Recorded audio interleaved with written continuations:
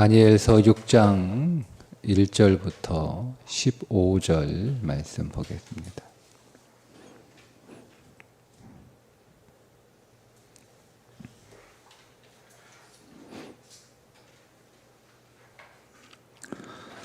다리오가 자기의 뜻대로 고관 120명을 세워 전국을 통치하게 하고 또 그들 위에 총리의 셋을 두었으나 다니엘이 그 중에 하나이라.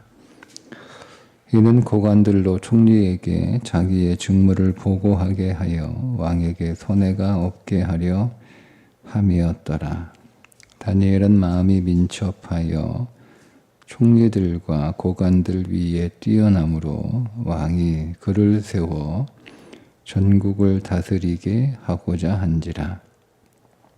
이에 총리들과 고관들이 국사에 대하여 다니엘을 고발할 근거를 찾고자 하였으나 아무 근거, 아무 허물도 찾지 못하였으니 이는 그가 충성되어 아무 그릇됨도 없고 아무 허물도 없음이었더라. 그들이 이르되 이 다니엘은 그 하나님의 율법에서 근거를 찾지 못하면 그를 고발할 수 없으리라 하고 이에 총리들과 고관들이 모여 왕에게 나아가서 그에게 말하되 다리오 왕이여 만수무강하옵소서. 나라의 모든 총리와 지사와 총독과 법관과 관원이 의논하고 왕에게 한 법률을 세우며 한 금령을 정하실 것을 구하나이다. 왕이여 그것은 곧 이제부터 30일 동안에 누구든지 왕 외의 어떤 신에게나 사람에게 무엇을 구하면 사자굴에 던져 넣기로 한 것이니이다. 그런즉 왕이여 원하건대 금령을 세우시고 그 조서에 왕의 도장을 찍어 메대와 바사에 고치지 아니하는 규례를 따라 그것을 다시 고치지 못하게 하옵소서 하매 이에 다리오 왕이 조서에 왕의 도장을 찍어 금령을 내니라. 다니엘이 이 조서에 왕의 도장이 찍힌 것을 알고도 자기 집에 돌아가서는 윗방에 올라가 예루살렘으로 향한 창문을 열고 전에 하던 대로 하루 3번씩 무릎을 꿇고 기도하며 그의 하나님께 감사하였더라. 그 무리들이 모여서 다니엘이 자기 하나님 앞에 기도하며 간구하는 것을 발견하고 이에 그들이 나아가서 왕의 금령에 관하여 왕께 아뢰되 왕이여 왕이 이미 금령에 왕의 도장을 찍어서 이제부터 30일 동안에는 누구든지 왕 외에 어떤 신에게나 사람에게 구하면 사자굴에 던져 넣기로 하지 아니하였나이까 하니 왕이 대답하여 이르되 이 일이 확실하니 메대와 바사에 고치지 못하는 규례니라 하는지라.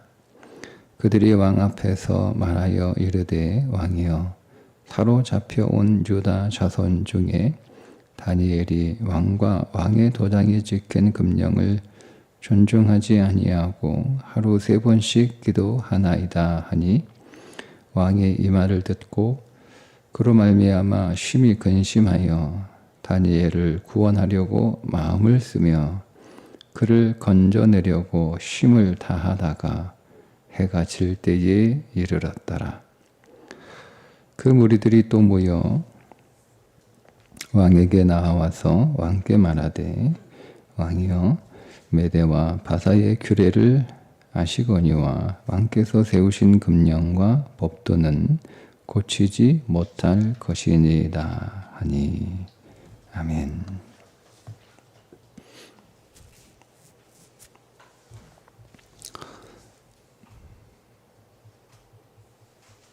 다니엘이 30일 동안 왕 외에 다른 것에 무엇을 구하면 사자굴에 던져 넣는다는 금령을 알고도 그가 늘 하던 대로 기도한 것이 그렇게 대단한 것일까라는 질문으로 이 말씀을 보면, 그것이 왜 대단한 것이라고 보여지지 않는 이유는 지금 다니엘의 나이가 80입니다. 80. 포로로 끌려온 지 70년이 더 지난 때예요. 한 15세 정도에 끌려왔다고 해도 80이 넘었잖아요. 그죠? 그리고 다니엘이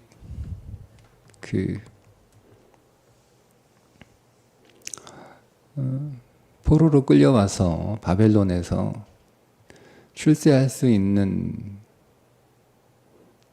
때까지는 이미 다 올라간 사람 아니에요? 왕 다음이었으니까. 그죠?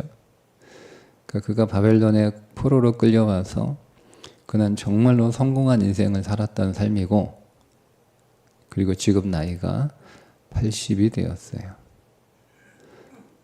인생 정말 성공하며 인간이 그 세계에서 이룰 수 있는 최고의 자리에 올랐던 사람.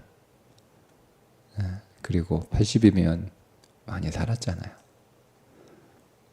근데 뭐가 두려워요?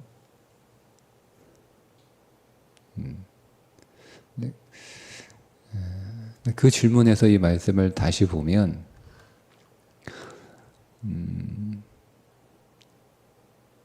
다니엘 1장에서부터 지금 여기 5장에 오기까지 다니엘이 고생을 한 게 하나도 안 나오잖아요. 그러니까 바벨론에 포로로 잡혀와서 다니엘은 나라의 인재로, 제국의 인재로 발탁이 돼서 인재로 교육을 받고, 그리고 인재로 등용이 돼서 그 나라의 지혜자로 그렇게 활약을 하고,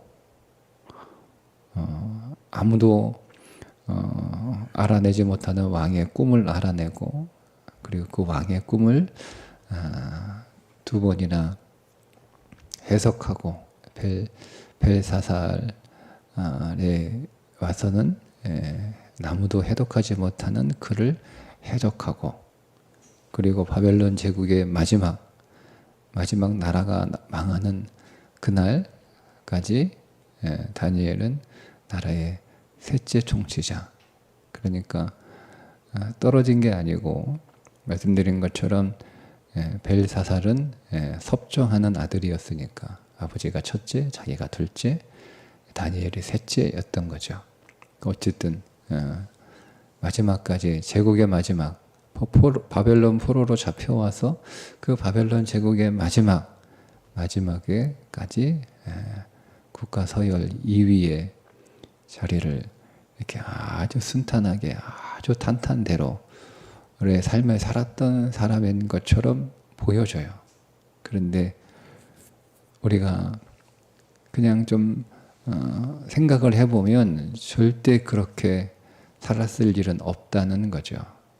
그러니까 이 메데 바사 왕국에 그가 다레오에 의해서 여러분 생각을 해보세요. 개국 공신도 아니에요. 메데와 바사를 이룬 개국 공신도 아니잖아요. 다니엘이 자기들이 망하게 한 바벨론 제국의 사람이었어요. 그리고 바벨론 제국 사람도 아니고 유다 사람이에요. 그러니까 이 다른 그 나라의 총리들, 다른 나라의 총리들이 보기에 이 메데와 바사 왕국을 개국하는 일에 있어서 큰 공헌을 한 신하들의 눈에 보기에 다니엘은 그렇게 곱게 보이는 인물은 아니었단 말이에요. 그런데 이런 일이 메대와 바사 때에만 있었느냐 하는 거예요. 예. 그러니까 수많은 이런 인생의 고비와 어려움들과 도전들과 시기와 대적들의 공격들은 다니엘의 이 바벨론에 끌려와서 수많은 일들이 일어났다는 거예요. 자, 그럼에도 불구하고 다니엘의 나이가 80이 되었음에도 불구하고 전혀 메대와 바사를 세우는데 공헌한 일이 전혀 없음에도 불구하고 그가 그 전 나라 메대와 바사가 무너뜨린 바벨론의 신하였음에도 불구하고 다리오가 이 80노인 그 앞전 나라의 신하였던 다니엘을 그 나라의 총리로, 그냥 총리가 아니죠. 오늘 말씀해 보면 총리들과 고관들 위에 뛰어남으로 왕이 그를 세워 전국을 다스리게 하고자 한지라. 총리들 가운데서 뛰어난 자로 이렇게 세웠어요. 그 정도의 여러분 삶을 살았다면 저는 어제도 잠깐 나누었던 것처럼 다니엘이 자기 관리를 얼마나 여러분 잘했으면 여기까지 왔겠어요. 다니엘은 철저하게 오늘 이렇게 말씀하고 있습니다. 3절에 보면 다니엘은 마음이 민첩하여 총리들과 고관들 위에 뛰어넘어. 이 마음이 민첩하여, 이거를 문자적으로 그대로 번역을 하면 그의 영이 충만하여, 이런 뜻이에요. 그러니까 여러분 다니엘은 영성 관리를 철저하게 했던 사람이에요. 그리고 그의 대적들이 다니엘을 고발하기 위해서 고발할 근거를 샅샅이 뒤지지만 정말 털어서 먼지 안 나는 사람 없는데 다니엘은 털어서 먼지 안 나는 사람이에요. 그는 그의 삶의 관리를 철저하게 했던 사람이에요. 철저하게.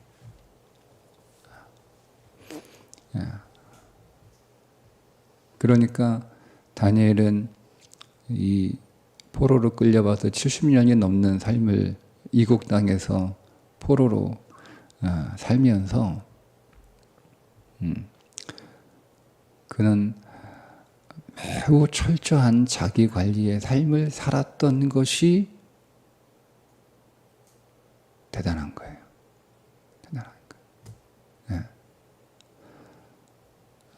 그러니까 우리는 성경에서 소개하고 있는 다니엘의 삶을 너무 단편적으로 기록하고 있기 때문에 너무 단순하게 너무 쉽게 여러분 그의 삶을 오늘 우리가 볼 수 있습니다. 그런데 말씀 안에서 그 말씀에 기록되지 않는 그 행간 사이에 있는 의미까지 좀 더 찾아봐서 묵상을 하게 되면 정말 다니엘은 자기 관리가 혀를 내두를 정도로 그렇게 철저한 사람이었기 때문에 80이 된 노임에도 불구하고 쓰임받는 계속 그의 지위가 계속 되잖아요. 나라의 서열 2위로 계속 그의 인생을 살아가잖아요. 이 다니엘의 철저한 자기 관리가 정말 도전이 됩니다. 여러분 그리스도인들은 우리가 다니엘만큼은 우리가 하지 못한다 하더라도 정말 철저한 자기 관리, 자기 영성 관리, 시간 관리, 그의 생활 관리, 이런 것들을 여러분 잘 관리할 수 있어야 된다라는 것을 우리에게 도전으로 주고 있는 인물입니다. 두 번째, 말씀드린 것처럼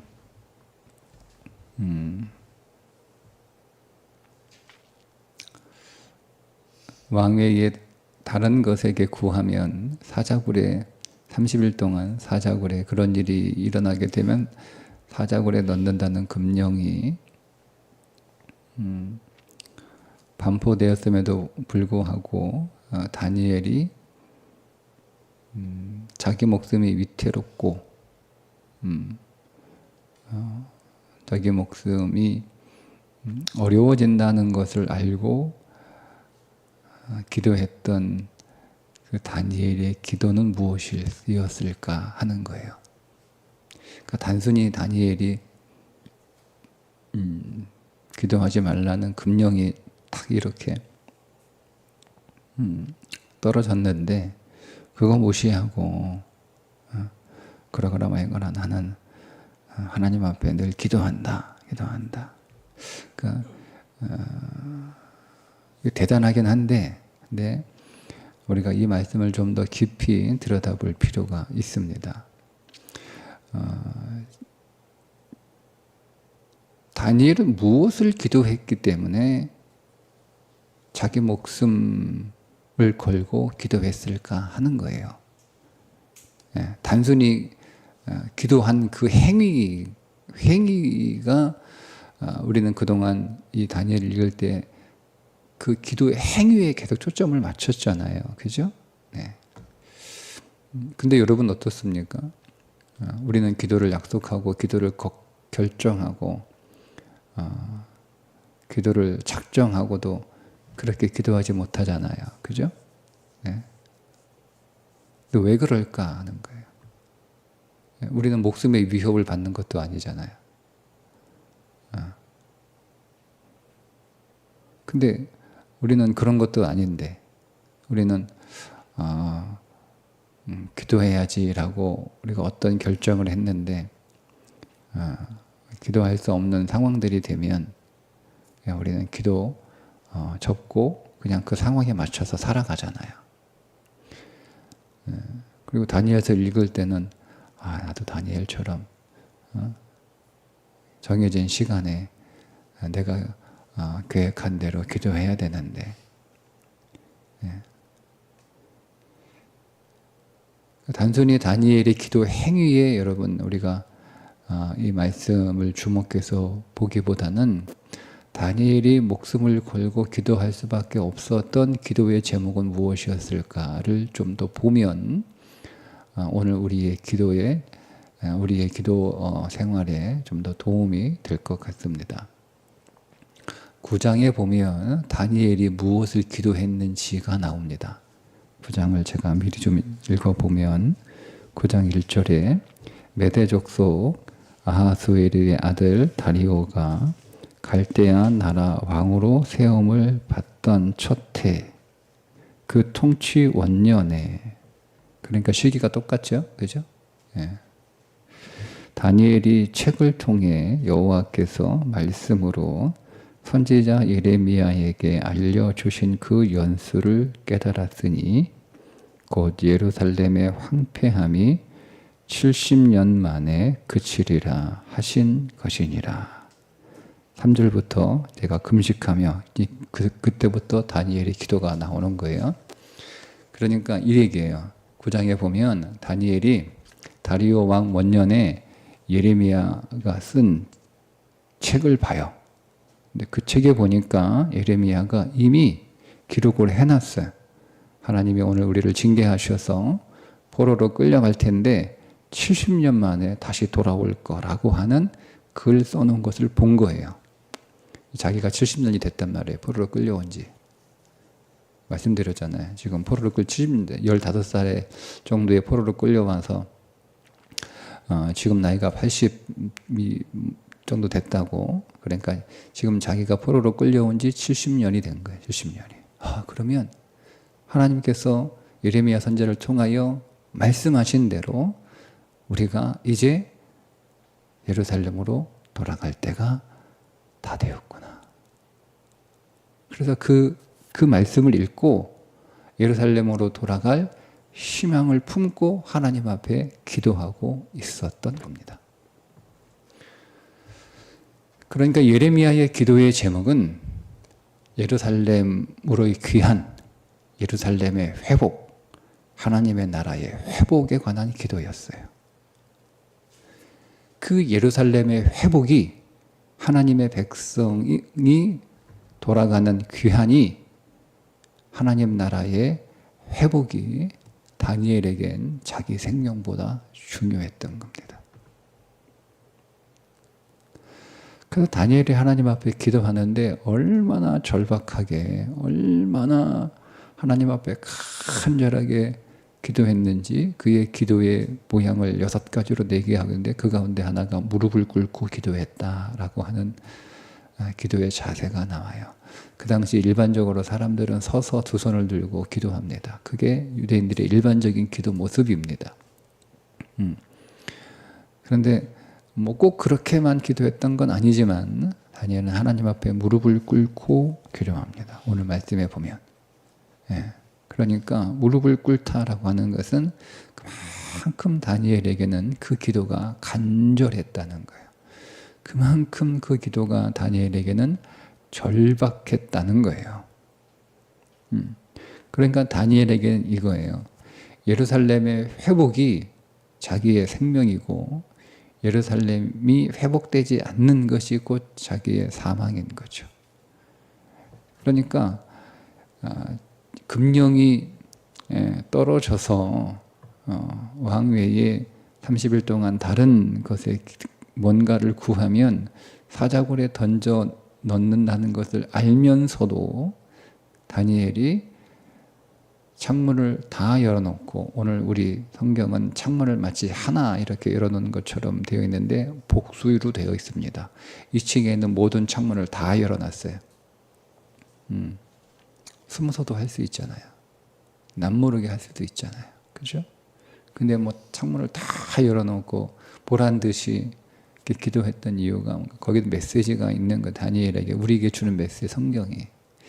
우리에게 정말 우리의 목숨보다 더 중요한, 그리고 곧 오늘 우리의 생명과 연결되어 있는 것, 그것은 하나님 나라의 회복인 거예요. 그 무너진 예루살렘이 다시 회복이 되고, 거기에 성전이 다시 세워지고, 거기에 하나님의 백성들이 다시 돌아가고, 거기서 하나님의 통치가 다시 이루어지는 하나님 나라가 회복되는 것이 다니엘에게는 그게 자기의 생명이었어요. 자기의 생명. 그래서 그 기도를 중단할 수 없었던 거예요. 예루살렘의 회복과 자기의 생명이 연결되어 있기 때문에 그렇습니다. 그것이 회복되지 않으면 다니엘은 자기가 살아있는 것 자체가 그렇게 크게 의미가 없다고 여겼던 사람이에요. 좀 더 여러분 우리가 이해하기 쉽게 제가 좀 예를 들어 설명해 드리면, 뭐 지금은 뭐 그런 걸 우리가 종종 보지 못하지만, 과거에 이제 한참 우리나라 이렇게 막 개발하고 그럴 때, 막 재개발하고 그럴 때, 막 재개발할 때 막 거기에 살고 있는 원주민들 보상 제대로 안 해줘가지고 막 이렇게 모여가지고 시위하고 이사 가야 되는데 이사 안 가고 막 그러잖아요. 그러면 이제 용역들 풀어가지고 막 거기 사람들 끌어내고 막 이렇게 하는 일들을 우리가 종종 보지 않았습니까? 뉴스에서. 여러분, 그 사람들은 목숨 걸고 거기 용역 깡패들하고 막 머리가 깨지고 뭐 심지어 죽기도 하고 하면서 그걸 지키는 거예요. 지키는 거예요. 그 사람들이 여러분 돈 한 푼 더 받아내려고 그렇게 했겠습니까? 거기서 쫓겨나면 갈 데 없는 거예요. 거기서 쫓겨나면 죽는 거예요. 그죠? 그러니까 거기서 그냥 계속 살아왔던, 비록 낡고 그런 허름한 토지만 그래도 거기는 그동안 오랫동안 살아왔던 그들의 삶의 보금자리고. 근데 거기서 쫓겨나면 보상금 받아가지고 어디 가서 살 수 있는, 집을 구할 수 있는 형편이 안 되니까 곧 거기를 쫓겨나면 그들은 죽는 거예요. 그러니까 그들의 삶의 터전이 그들의 생명인 거죠. 생명인 거죠. 그래서 그걸 지키기 위해 싸우는 거예요. 거기서 쫓겨나도 죽으나, 여기서 이거 지키다가 맞아 죽으나, 어차피 죽는 건 매 한 가지. 끝까지 내가 목숨 걸고 내가 나의 삶의 터전은 지키겠다. 안 그러면 이거 제대로 보상해서 어디 가서 비바람 피하고 이슬 피할 수 있는 그런 삶의 집 한 채라도 구할 수 있는 보상을 해주든지, 그런 거예요. 그러니까 여러분 이 사람들이 이렇게 목숨 걸고 여러분 그렇게 싸우는 이유가 뭐예요? 그들의 삶의 터전이, 그들의 집이 그들의 생명과 연결되어 있기 때문에 그렇습니다. 그러니까 목숨 걸고 싸우는 거예요. 우리가 겉에서 볼 때는 저 그냥 어떻게 그냥 빨리 보상받고 나가지, 그거 저러다가 죽으면 어떻게 하려고, 막아다 뭐 깨지고 부러지고 터지고 병원 실려가고, 그러나 이렇게 할 수는 있지만 그 사람들에게는 여러분 그건 생명의 문제인 거죠. 그렇죠? 그런 것처럼 다니엘에게 있어서는 예루살렘의 회복은 그의 생명이었던 거예요. 자, 그러면 이렇게 적용할 수 있죠? 우리에게는 어떤 시련과 어떤 방해와 어떤 어려움이 있을지라도 포기하지 않고 하나님 앞에 간절히 절실하게 정말 하나님 앞에 무릎을 꿇고 포기하지 않는 기도의 제목이 있는가 하는 거예요. 그러니까 다니엘은 우리에게 그런 메시지를 전해주는 거예요. 우리에게 그런 절박하고 절실한 기도를 하며 살아가는 인생이 되어야 한다는 거죠. 그것이 일단 무엇이든 그렇게 하나님 앞에 절박하게 매달릴 수밖에 없는 삶의 기도의 제목들이 우리에게 있는가? 있어요. 다만 우리는 그것을 하나님 앞에 절박하게, 하나님 앞에 간절하게 구하고 있지 않을 뿐입니다. 여러분 정말 오늘 우리에게 정말 절박하고 정말 간절하고 이것이 없으면 내게 생명의 의미가 없는 그런 문제들. 그것을 가지고 하나님을 신뢰함으로 마지막에 다니엘이 감사함으로 기도하잖아요. 그러니 왜 기도할 수밖에 없었어요? 하나님이 그 문제를 해결해 주시는 거니까. 하나님이 그것을 약속하셨기 때문에, 하나님이 그 일을 이루어 주실 것이기 때문에, 하나님 외에는 예루살렘의 회복을 해 주실 분이 없기 때문에 하나님 앞에 매달렸던 거예요. 우리에게도 그런 신앙이 필요한 거죠. 하나님 앞에 오늘 우리의 생명과도 같은 오늘 우리의 인생의 문제를 간절함과 절박함을 가지고 끝까지 어떤 상황에서도 기도할 수 있는 기도의 영성, 그 기도의 영성이 오늘 우리 가운데 더 충만히 세워지기를 주님의 이름으로 축복합니다. 기도하겠습니다. 하나님, 오늘 우리의 주어진 삶을 하나님의 백성답게 이 땅에서 교회를 다니는 그리스도인답게 나의 모든 삶을 잘 관리할 수 있는 지혜와 성실함을 주시고, 무엇보다 오늘 우리에게 주어진 삶 가운데 하나님 앞에 내 생명으로 여기는 내 삶의 문제들을 간절함과 절실함으로 주의 이름을 부르며 주께 구하는 믿음의 영성으로 살아가는 자들이 되게 해 주옵소서. 예수님의 이름으로 기도합니다. 아멘.